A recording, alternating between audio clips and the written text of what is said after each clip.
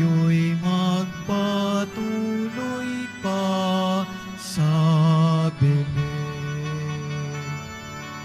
Ating dalawin ang batang manunubos, atin ngayong dalawin, atin ngayong dalawin, dalawin sambahin, siya ang Panginoon.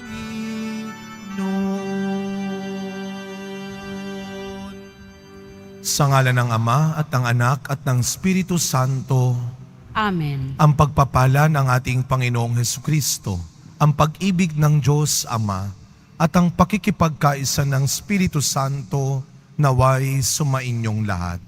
At sumaiyo rin. Mga kapatid, upang maging karapat-dapat po tayong tumanggap ng mga bagong biyaya at himala ng Diyos sa misang ito, tumahimik po muna tayong sandali. At ang may kababaang loob kasama ni Maria, humingi po tayo ng awa at patawad sa Diyos sa lahat ng inisip at ginawa nating kasalanan. Sinugong tagapagpagaling sa mga nagsisisi, Panginoon, kaawaan mo kami. Panginoon, kaawaan mo kami. Dumating na tagapag-anyayang mga makasalanay magsisi, Kristo, kaawaan mo kami. Kristo, kaawaan mo kami.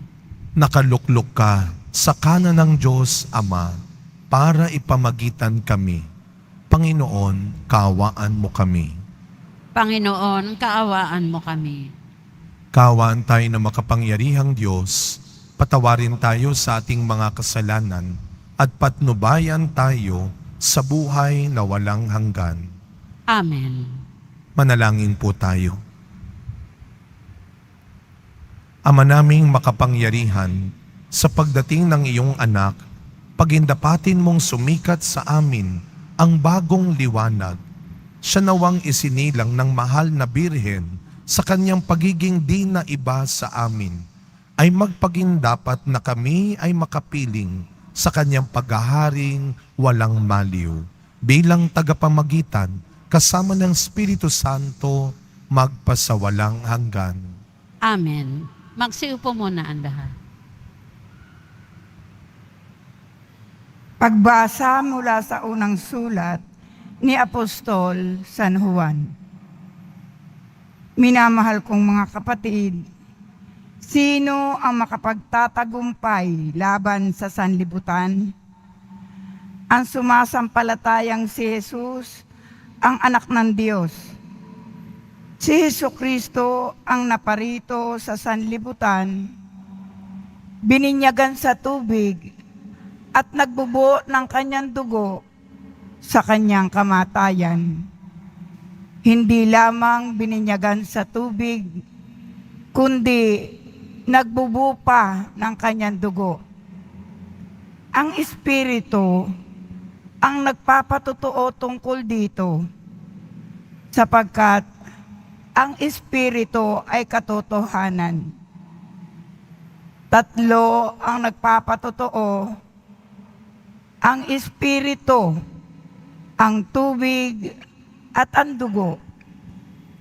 At nagkakaisa ang tatlong ito.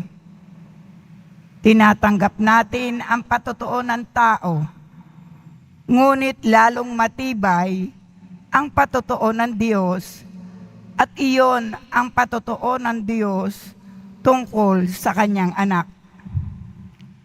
Ang sino mang nananalig sa anak ng Diyos ay naniniwala sa patotoong ito. Ngunit ang ayaw maniwala sa Diyos ay ginagawang sinungaling ang Diyos, sapagkat hindi siya naniniwala sa patotoo nito tungkol sa kanyang anak. At ito ang patotoo: ipinagkaloob sa atin ng Diyos ang buhay na walang hanggan, at ito'y makakamtan natin sa pamamagitan ng kanyang anak. Ang pinananahanan ng anak ng Diyos ay may buhay na walang hanggan, ngunit wala nito ang hindi pinananahanan ng anak ng Diyos. Isinusulat ko ito sa inyo upang malaman ninyo na kayong nananalig sa anak ng Diyos ay may buhay na walang hanggan. Ang salita ng Diyos. Salamat sa Diyos. Purihin mo, Jerusalem, ang Panginoong butihin. Purihin mo, Jerusalem, ang Panginoong butihin. Purihin mo, Jerusalem, purihin ang Panginoon. Purihin mo ang iyong Diyos, kayong mga taga-Siyon. Iyaong mga pintuan mo ay siya ang nag-iingat. Ang lahat ng iyong lingkod ay siya ang nagbabasbas. Purihin mo, Jerusalem, ang Panginoong butihin. Ginagawang matahimik ang mga hangganan mo. Binibigyan kang kasiyahan sa kaloob niyang trigo. Kung siya ay nag-uutos, agad itong tinutupad. Dumarating sa daigdig na hindi na nagluluwat. Purihin mo, Jerusalem, ang Panginoong butihin. Kay Jacob niya ibinigay ang balita at pabilin. Ang tuntunit mga aral ibinigay sa Israel. Ang ganitong karapatan ay wala ang ibang bansa, pagkat hindi nila batid ang utos na itinakda. Purihin ang Panginoon. Purihin mo, Jerusalem, ang Panginoong butihin. Magsitayo po ang lahat.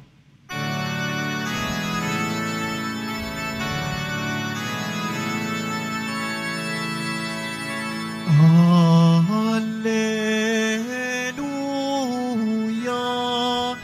Alleluia,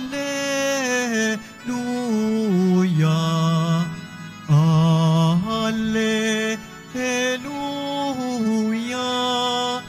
Alleluia. Nagsalita ang Diyos Ama, ang anak kong sinisinta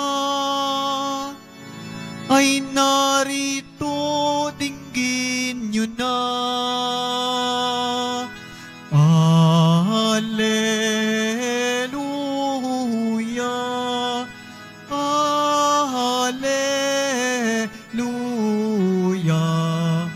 Alleluia,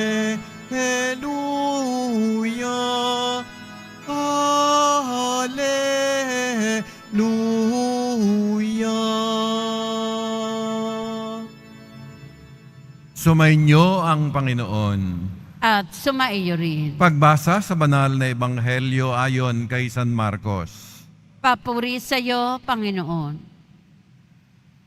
Noong panahong iyon, sinabi ni Juan Bautista sa kanyang pangaral, "Darating na kasunod ko ang isang makapangyarihan kaysa akin, ni hindi ako karapat-dapat na magkalag ng tali ng kanyang pangyapak. Binibinyagan ko kayo sa tubig, ngunit bibinyagan niya kayo sa Espiritu Santo."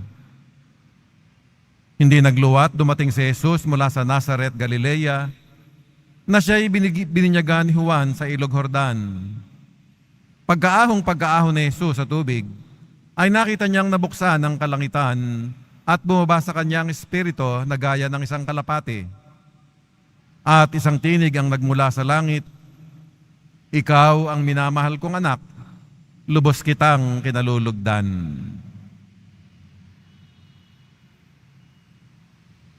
Mga kapatid, ito ang ebanghelyo ng ating Panginoon.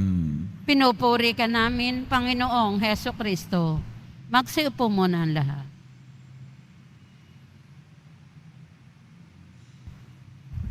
Good morning po sa inyong lahat. Tayo ay nagkakatipon ngayong umaga kasama ang ating mahal na ina, ang Birheng Maria.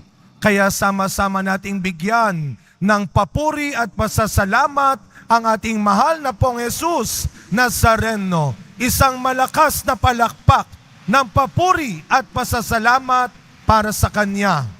Batiin natin ang mga katabi natin. God bless you. At ito naman po ang hinahangad nating pare-pareho. Kaya po tayo nagpupunta sa simbahan na ito dahil tayo ay naniniwala na pagpapalain tayo. Amen. At kayo po ay malugod naming binabati sa inyong pagpunta, pagsisimba sa ating Minor Basilica at National Shrine na Itim na Nazareno. Kasama natin ngayong umaga ang ating bisitang pari, Monsignor Albert Salonga. Palakpakan po natin si Monsignor Albert. Nung ako po ay bagong pari, 2009 siguro, ako po ay na-assign sa Espiritu Santo sa Tayuman at siya ang aking parish priest. No, kaya basically, yung pundasyon ng aking pagkapari ay natutunan, nakuha ko rin sa kanyang mga naging halimbawa.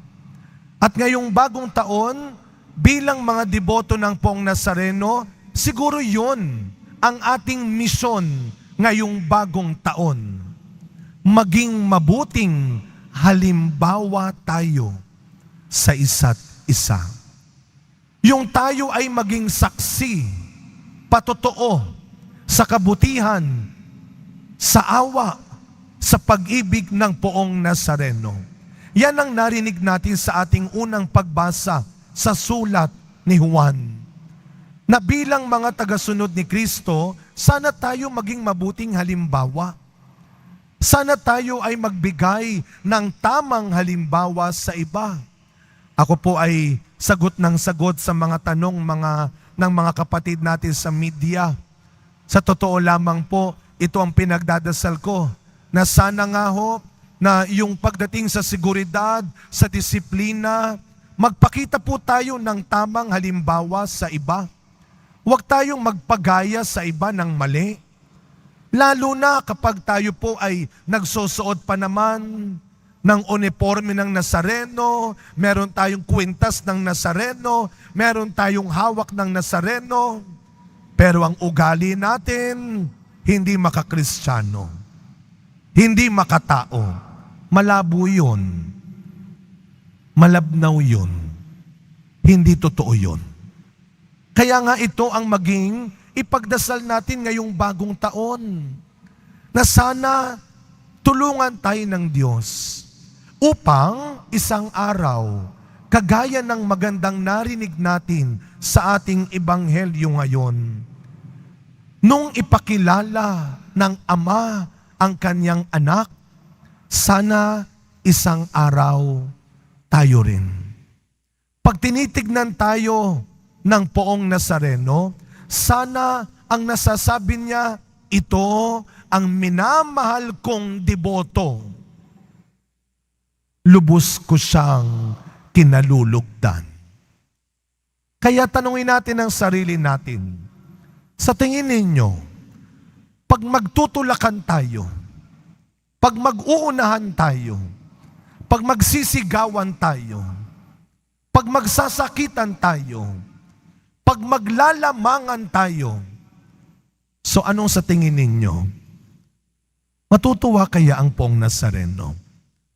Masasabi niya kaya, yung kayang ginagawa natin pagtutulakan, pag-aapakan, pag-uunahan, kinatutuwa ng Diyos yan? Malabo. Hindi siguro.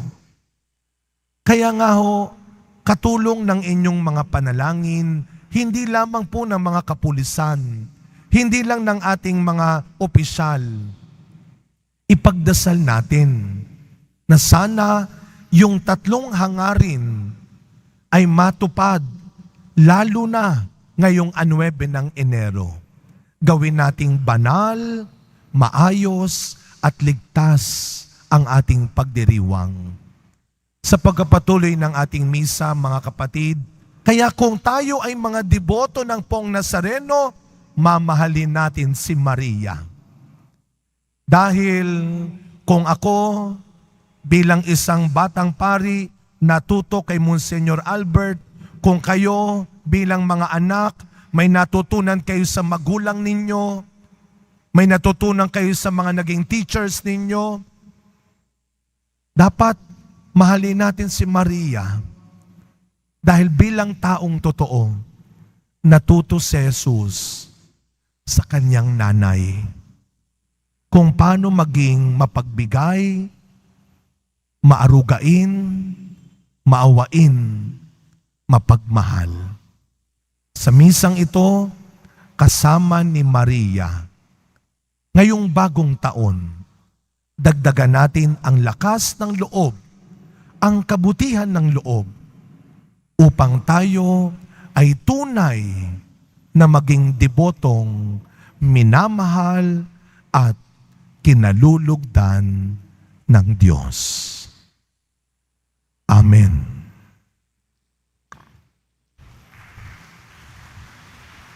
Magsitayo po ang lahat.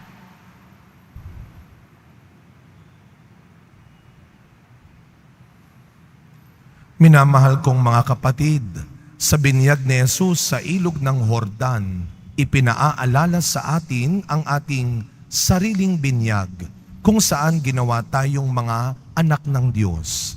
Kaya't natatawag nating Ama ang Diyos. Lumalapit tayo ngayon sa Kanya at ang ating sasabihin, Diyos na aming Ama, malugod ka nawa sa amin. Diyos na aming Ama, malugod ka nawa sa amin. Ang bayan ng Diyos naway maging malinis sa binyag upang magtamasa ng kalayaan at dignidad bilang mga anak ng Diyos. Manalangin tayo. Diyos na aming Ama, malugod ka nawa sa amin. Ang kalayaan at karangalan ng bawat mamamayan naway pangalagaan at igalang ng bansa sa pamamagitan ng pagpapatupad ng mga programang mag-aangat sa kalidad ng buhay. Manalangin tayo. Diyos na aming Ama, malugod ka nawa sa amin. Ang mga pamilya, ang mga pamayanan, naway tunay na maranasan ang kanilang pagiging isa sa pamamagitan ng kanilang buhay at pagpapahayag ng pananampalataya. Manalangin tayo. Diyos na aming Ama, malugod ka nawa sa amin. Ang mga may karamdaman at mga nagdurusa, naway makalaya sa panghihina ng kanilang katawan at pag-iisip. Manalangin tayo. Diyos na aming Ama, malugod ka nawa sa amin. Ang mga nananampalatayang namayapa na ay makabahagi nawa sa kaligayahan ng langit. Manalangin tayo. Diyos na aming Ama, malugod ka nawa sa amin. Tahimik po nating ipagdasal ang iba pa nating personal na kahilingan. Ipanalangin natin ang mga biktima ng iba't ibang karahasan, digmaan sa ating bansa at sa buong mundo. Ang mga kapatid nating may sakit lalo na sa ating pamilya. Ang mga naghahangad ng kagalingan ng kanilang katawan at isipan. Ang mga walang sapat na makain at tirahan. Ang mga kababayan nating nagtatrabaho sa ibang bansa sa malalayong lugar para sa kanilang pamilya. Ama naming maawain, ginawa kaming mga tagapagmana ng iyong kaharian sa pamamagitan ni Jesus na iyong anak. Loobin mo na sa pananalangin namin para sa isa't isa ay manahin namin ang kahariang iyon kung saan ikaw ay nabubuhay at naghahari magpasawalang hanggan. Amen. Magsiupo muna ang lahat.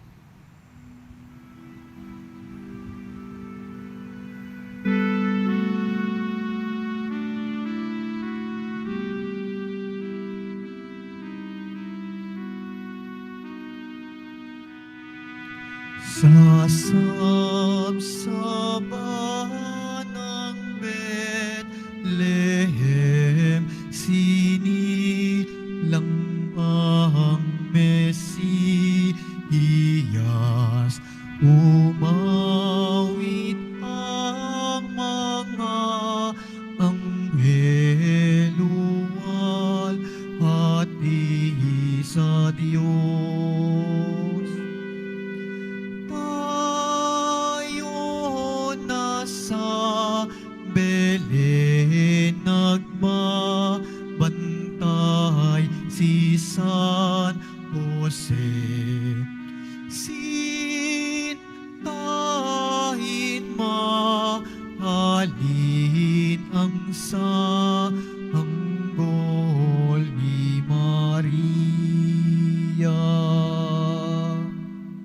Tumayo po ang lahat.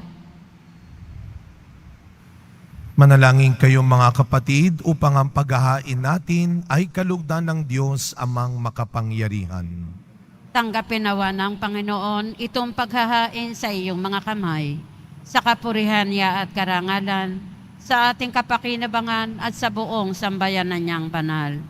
Ama naming lumikha, ang tapat na pag-ibig at pagkakasundo ay sa iyo nagmumula. Ipagkaloob mong aming mahainan ng aming mga alay ang iyong kadakilaan at aming mapagsaluhan sa banal na pakikinabang ang aming ipinagdiriwang sa pamamagitan ni Jesucristo kasama ng Espiritu Santo magpasawalang hanggan. Amen. Sumainyo ang Panginoon. At sumaiyo rin. Itaas sa Diyos ang inyong puso at diwa. Itinaas na namin sa Panginoon. Pasalamatan natin ang Panginoong ating Diyos. Marapat na siya ay pasalamatan. Ama naming makapangyarihan, tunay nga pong marapat na ikaw ay aming pasalamatan sa pamamagitan ni Jesucristo na aming Panginoon. Dating lingid sa amin naging hayag na kapiling. Dating kapiling mo ngayoy naging kapwa namin. Sa amin ay nakikisama siyang mabuti upang sa piling mo ay maitampok niya kami. Ang sangkatauhang nawalay sa iyo noon ay kanyang pinipisang muli sa iyo ngayon, upang ang napinsala noong sandibutan ay magkaroon ngayon ng bagong kaayusan. Kaya kaisa ng mga anghel na nagsisiawit ng papuri sa iyo nang walang humpay sa kalangitan, kami nagbubunyi sa iyong kadakilaan. Santo, Santo, Santo, Panginoon Diyos ng mga hukbo, napupuno ang langit at lupa ng kadakilaan mo, o sana sa kaitaasan. Pinagpala ang naparirito sa ngalan ng Panginoon, o sana sa kaitaasan. Magsiluhod po ang lahat. Ama naming banal, ikaw ang bukal ng tanang kabanalan. Kaya't sa pamamagitan ng iyong Espiritu, gawin mo pong banal ang mga kaloob na ito upang para sa amin maging katawan at dugo ng aming Panginoong Jesucristo. Bago niya pinagtiisang kusang loob na maging handog, hinawakan niya ang tinapay, pinasalamatan kanya, pinaghati-hati niya iyon. Iniabot sa kaniyang mga alagad at sinabi, "Tanggapin ninyong lahat ito at kanin. Ito ang aking katawan na ihahandog para sa inyo."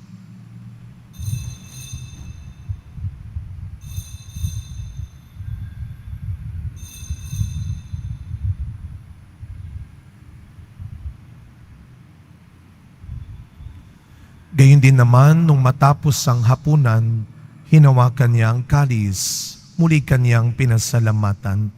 Iniabot niya ang kalis sa kaniyang mga alagad at sinabi, "Tanggapin ninyong lahat ito at inumin.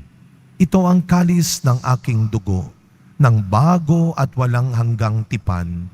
Ang aking dugo na ibubuhos para sa inyo at para sa lahat, sa ikapagpapatawad ng mga kasalanan. Gawin ninyo ito sa pag-alala sa akin."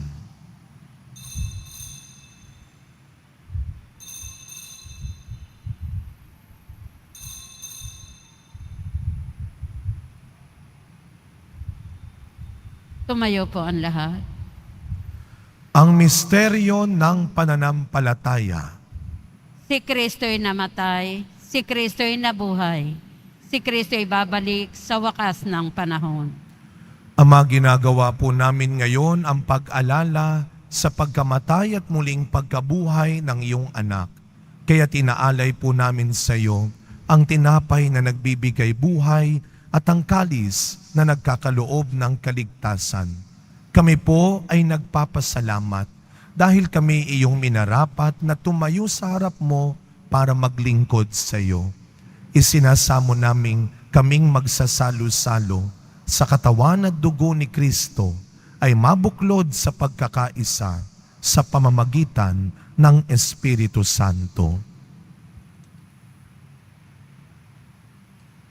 Ama, lingapin mo ang iyong simbahang laganap sa buong daigdig.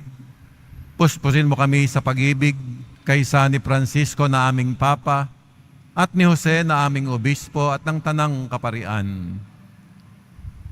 Alalahanin mo rin ang mga kapatid naming nahimlay nang may pag-asang sila'y muling mabubuhay, gayon din ang lahat ng mga pumanaw. Kaawaan mo sila at patuloyin sa iyong kaliwanagan. Kaawaan mo at pagindapatin kaming lahat na makasalo sa iyong buhay na walang wakas.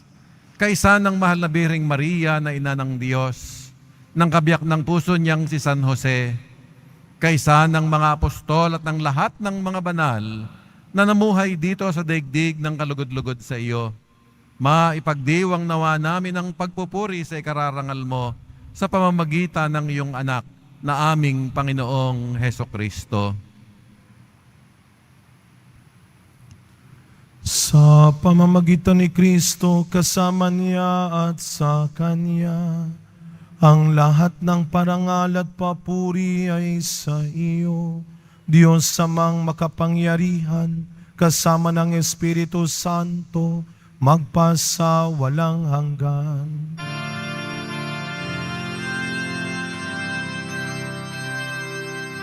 Amen. Amen. Amen.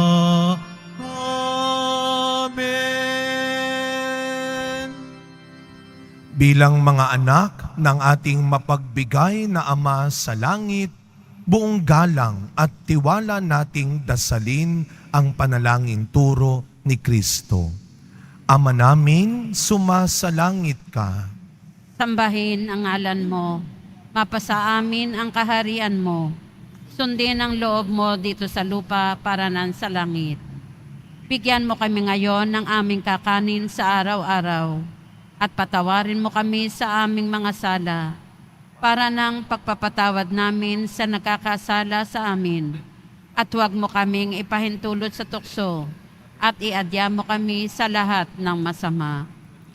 Inihiling po namin kami adya sa lahat ng masama, pagkalooban ng kapayapaan araw-araw, iligtas sa kasalanan at ilayo sa lahat ng kapahamakan, samantalang aming pinananabikan ang dakilang araw ng pagpapahayag ng tagapagligtas naming si Jesucristo. Sapagkat iyo ang kaharian at ang kapangyarihan at ang kapurihan magpakailanman. Amen. Panginoong Jesucristo, sinabi mo sa iyong mga apostol, kapayapaan ang iniiwan ko sa inyo. Ang aking kapayapaan ang ibinibigay ko sa inyo. Tunghayan niyo po ang aming pananampalataya at huwag ang marami at paulit-ulit naming pagkakasala. Pagkalooban mo po kami ng kapayapaan at pagkakaisa ayon sa iyong kalooban, kasama ng Espiritu Santo, magpasawalang hanggan. Amen. Ang kapayapaan ng ating Panginoon ay laging sumainyong lahat. At sumaiyo rin. Kasama ni Maria, araw-araw, maniwala at magtiwala na may darating pa ring biyaya at mangyayaring himala. Magbigayan po tayo ngayon ng kapayapaan sa isa't isa. Peace be with you po. Kordero ng Diyos na nag-aalis ng mga kasalanan ng sanlibutan, maawa ka sa amin. Kordero ng Diyos na nag-aalis ng mga kasalanan ng sanlibutan, maawa ka sa amin. Kordero ng Diyos na nag-aalis ng mga kasalanan ng sanlibutan, ipagkaloob mo sa amin ang kapayapaan. Magsiluhod po ang lahat.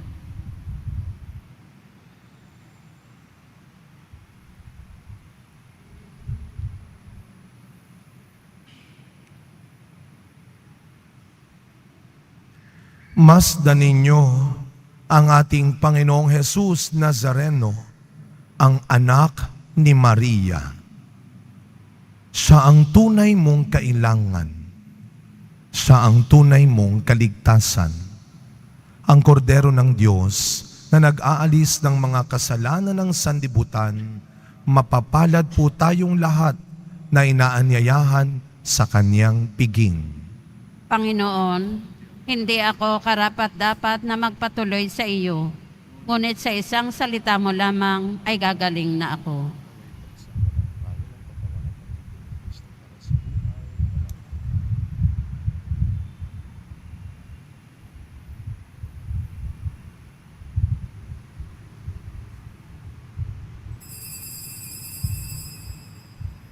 Para sa lahat ng tatanggap ng banal na komunyon, sasagot po tayo ng amen pagkasabi ng pari o ng lay minister ng katawan ni Kristo at isubo agad sa bibig bago umalis sa harapan ng pari o lay minister. Sumunod po tayo. Maraming salamat po.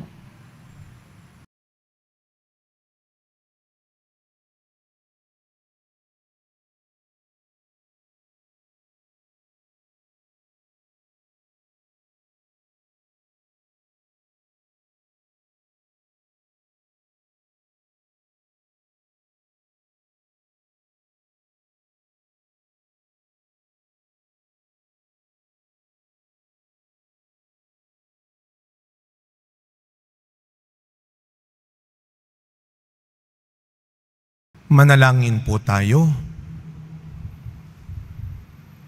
Ama naming mapagmahal, kaming pinapagsalo mo sa iyong banal na piging, ay papakinabangin mo sa iyong dakilang pag-ibig ngayon at kailanman, upang pagkalipas ng mga kaloob mong pansamantala, makamtam namin ang aming inaasahang pampalagian sa pamamagitan ni Jesucristo, kasama ng Espiritu Santo, magpasawalang hanggan.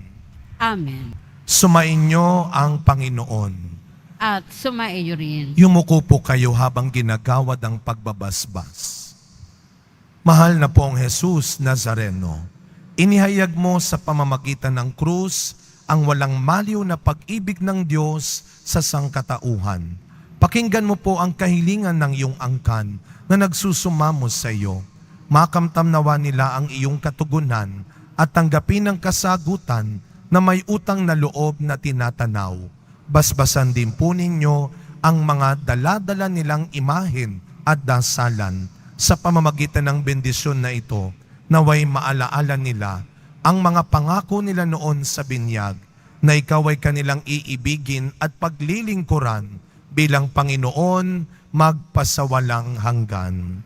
Amen. Naway pagpalain, ingatan ang inyong pamilya ng ating mapagbigay na Diyos, Ama, Anak, at Espiritu Santo. Amen. Tapos na po ang ating pagdiriwang, humayo kayong taglay ang pag-asa ng Poong Jesus Nazareno. Salamat sa Diyos.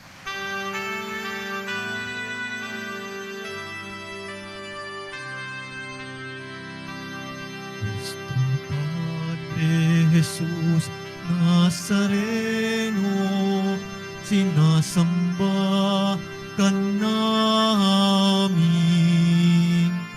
pinipinto ka namin, aral mo ang aming buhay at kaligtasan, nuestro Padre Jesus Nazareno, iligtas mo kami sa kasalanan. Ang krus mong kinamatayan ay sagisag ng aming kaligtasan. Nuestro Padre Jesus Nazareno, dinarangal ka namin. Nuestro Padre Jesus Nazareno, niluluwalhati ka namin. Nuestro Padre Jesus Nazareno, dinarangal ka namin. Nuestro Padre Jesus Nazareno, niluluwalhati ka namin.